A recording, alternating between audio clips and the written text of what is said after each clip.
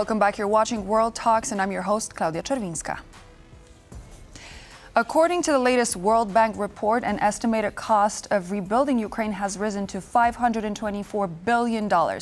Using frozen Russian assets is now considered to be one of the ways to fund reconstruction efforts and more. The situation is dynamic and a number of different solutions is being considered. The question, however, remains, how could Ukraine rebuild while its security situation remains uncertain? To discuss this and more, I'm joined by Witold Wiliński from the Institute of International Economic Policy from the Warsaw School of Economics. Welcome and thank you for joining me here in the studio. So we're looking at the cost, $524 billion. How realistic is it for Ukraine to secure such funding in the near future? I think that the question is concerning the amount of money that Ukraine have to spend based on the World Bank report, which area this report covers. The area which is now occupied by Russians, or the area of the whole Ukraine? That's the main question. The division of the two. Yeah, because in my opinion, the 20% that is that is now under Russian occupation is much more destroyed than the other part of Ukraine. So what, especially considering the talks that took place between Russia and the US and Saudi Arabia, and considering the broader spectrum, how do you think this is going to be divided? Because we're looking at the World Report, but how do you think those funds are going to be distributed? You're talking about the frozen money? Yes, the frozen Russian assets. I'm not sure that this money will be used for the recovering of Ukraine. Why do you think that? It's not obvious. Why do you think that? Because of international law.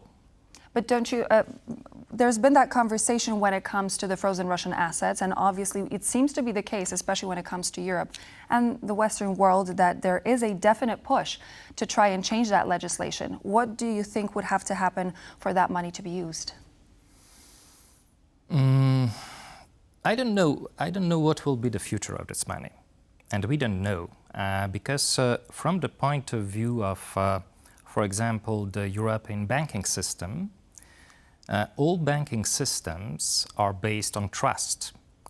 And the Russian money, which is now in the European banking system, this is not only the money, this is not the money from other part of the world that we have.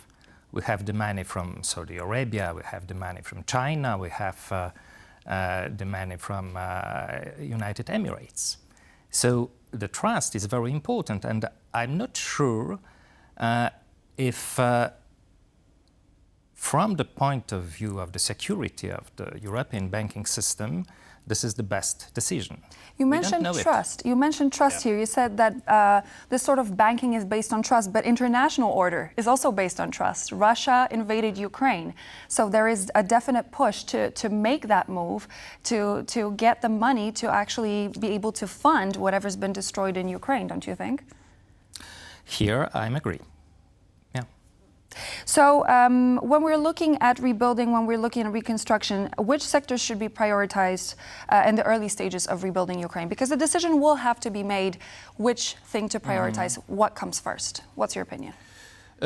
So as I mentioned at the beginning, the 20% of the Ukrainian territory is completely destroyed. And this is the part of the Ukraine which is now occupied by Russia. That's the main problem. From the point of view of the Ukrainian territory, which is independent, I think that the major problem, this is the energy infrastructure, power station plants. That's following the World Bank report, this is around 60% of the money that we have to spend for the recovering of the Ukraine. And do you think that there's actually going to be a push of who is going to be stationed there, simply because when we look at the map, the rare earth minerals, something that is a very hot topic, because we heard from Mr. Trump, who said that Ukraine is going to agree. We heard from CNN, US-Ukraine on natural resources deal is going to be signed.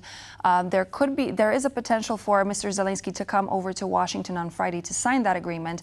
How do you think this will be sorted out, this dynamic? Because most of the minerals that the U.S. is interested in is in the lands occupied by Russia currently. And I think that this is one of the point which is the more important, because finally we don't know what will be the final agreement between Ukraine and Russia. We don't know who will be finally the owner of the territory which is now occupied by Russians. In the case when Ukraine perhaps will sign this agreement with the United States, perhaps it will be a good argument or a push factor related to the liberalization of this territory by Ukraine with the support of Western countries. When we're looking at the structure of where the money should be coming from, because we're not only looking at Russian frozen assets, what do you think? Grants, loans, a combination of both when it comes to rebuilding Ukraine? What are the risks of accumulating more debt in terms of Ukraine? In my opinion, the best solution is a kind of combination of grants and loans. Why? Because the cost of loans for an economy which is under a kind of recovery after the war, and the cost of potential interest rates would be very difficult from the point of view of Ukrainian budget. So I think it has to be a kind of mixed grants and loans.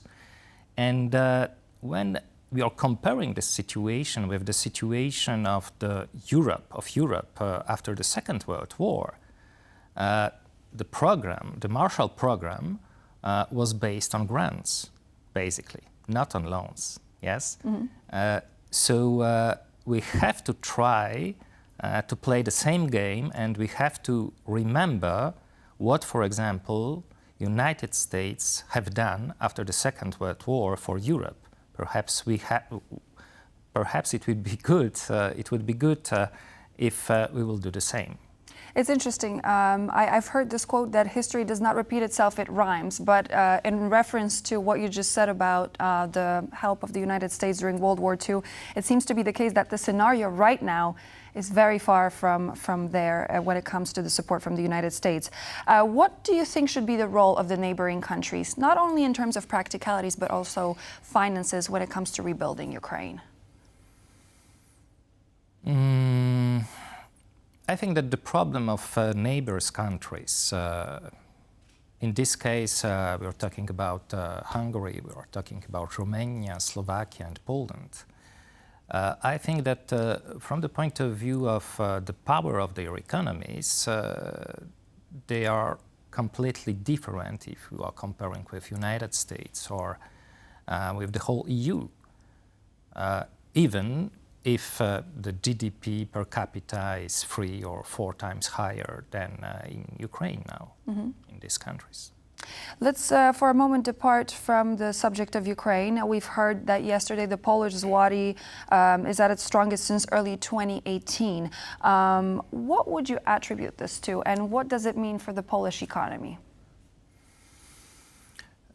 So the first question is related to why we have now this appreciation of our Polish currency, and I think that the Polish currency is going back to a kind of reality that we had before the war and before the pandemic.